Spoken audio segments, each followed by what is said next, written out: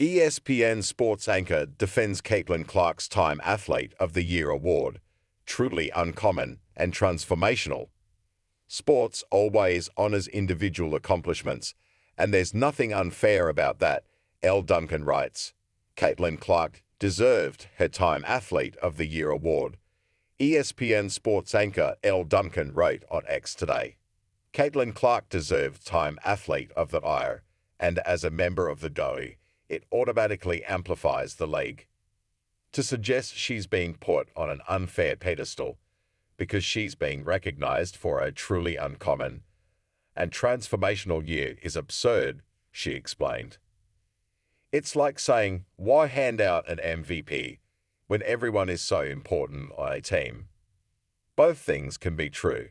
Sports always honors individual accomplishments, and there's nothing unfair about that, unless it's being used to denigrate others' work. Duncan continued. Clark's award set off a firestorm of commentary this week, both in support and against the achievement. On Friday, Washington Mystics owner and BT co-founder Sheila Johnson told CNN Sport Time should have put the whole WNBA on that cover. It has taken the WNBA almost 28 years to get to the point where we are now, and this year something clicked with the WNBA. And it's because of the draft of the players that came in, Johnson said. It's just not Caitlin Clark. It's Reese. We have so much talent out there that has been unrecognized. And I don't think we can pin it on just one player. I want to be very diplomatic about this, she continued. It's just the structure of the way media plays out race. I'm going to be very honest. I feel really bad because I've seen so many players of color that are equally as talented and they never got the recognition they should have. And I think that right now it is time for that to happen. Why couldn't they have put the whole WNBA on that cover and said the WNBA is the league of the year because of all the talent that we have? Because when we just keep singling out one player, it creates hard feelings. And so now you're starting to hear stories of racism within the WNBA. And I don't want to hear that. We have got to operate and become stronger as a league and respect everybody that's playing and their talents.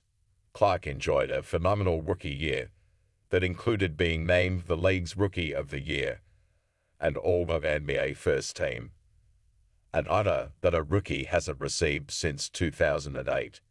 She also been credited with increasing game attendance by 48% across the WNBA. At the same time, Clark petitioned the WNBA to pay away team players' spot bonuses based on the increased attendance. Here's all you need to know about Caitlin Clark. When we would go to away games, they always sold out, said Indiana Figure President Allison Barber in September.